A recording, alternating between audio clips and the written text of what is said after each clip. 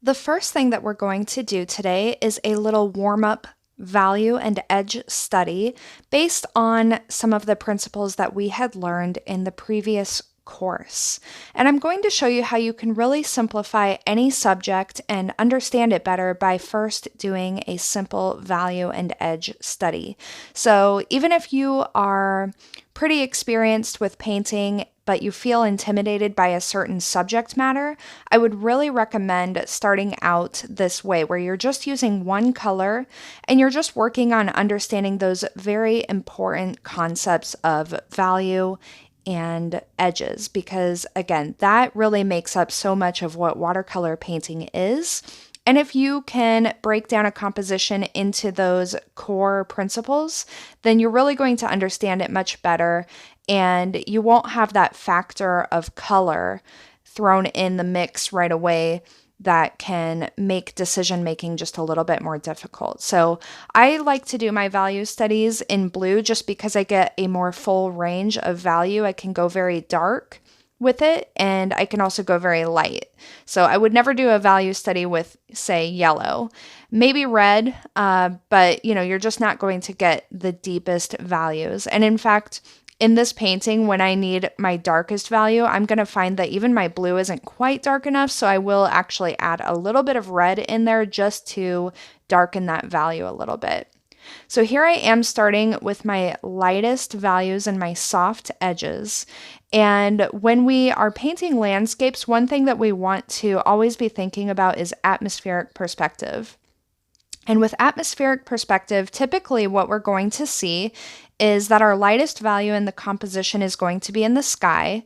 That's true almost all of the time, of course, except if you're painting a nocturne, which is a landscape painting that you paint with a night sky, or if you have a very stormy sky with a lot of storm clouds, then your sky may be darker than other elements in the painting. But for the most part, if we're doing a daytime scene, our sky is going to be our lightest element. And so we tend to paint that first. And I can just go ahead and apply a kind of light medium wash over the entire painting, because in watercolor, we paint from our lightest values to our darkest values, and that means that we can always apply our darker values over everything else. So when we start a watercolor painting, we're going to be very general in finding those lighter values. So you saw that I used my hair dryer just to dry this up a little bit so that these edges will be a little bit harder.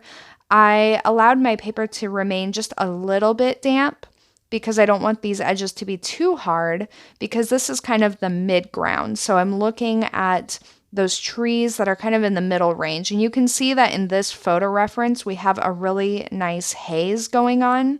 And that helps to really boost that atmospheric perspective, which is why I chose this photograph.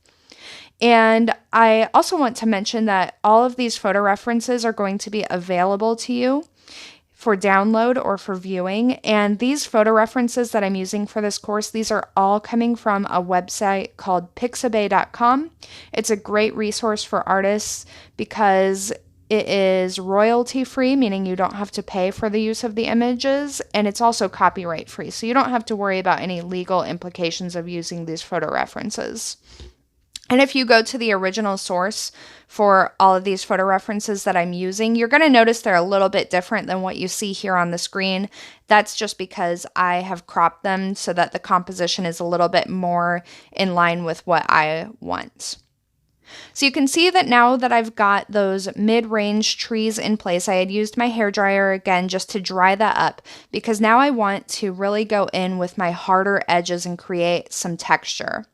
And I'm going to be using a lot of dry brush, and that happens to work very well with the darker values because I want to load up more pigment onto my brush and not have quite so much water on my brush, so that I get those darker values, and I also am going to be able to achieve more texture.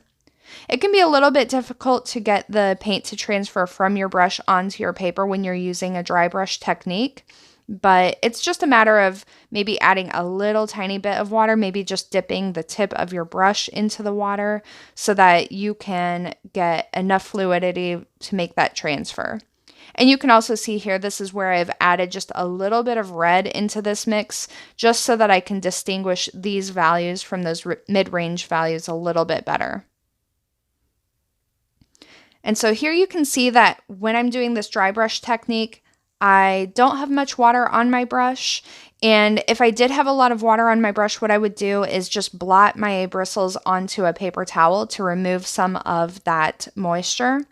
And I'm holding my brush at a very low angle and really using this to do that scumbling technique over the rest of the painting so that I get some nice texture. I want to make sure that as I build up my painting, I'm never going to completely cover up those previous values because, of course, I applied them for a reason. They are important. But we want to create enough variation and layering to give a sense of atmosphere and depth in our paintings. And you can see here that even without color, we really can get a strong message across. And you can begin thinking about the different techniques that you want to use in your final painting. And you start working out some of the issues that you might encounter with the painting. So it's really great to always do a value and edge study before you approach a subject that you might find a little bit challenging or you're not quite sure how it's going to work out. And then I'm also doing a little bit of scumbling and dry brush here in the grass just to give a little bit of texture here. And it's really important to, when you're painting landscapes especially, to begin to think about how you're going to create different effects without going in and trying to paint, for example, individual leaves or individual branches or blades of grass. So what I like to do just to add a little bit of texture and that impression of grass in the foreground is just to do a little bit of dry brushing or scumbling to give a little bit of texture and to let those values in the distance be lighter and the edges to be much softer. And as I move to the foreground, I can use more hard edges and my darker values. And that gives a lot of context to the painting and really helps it all to come together.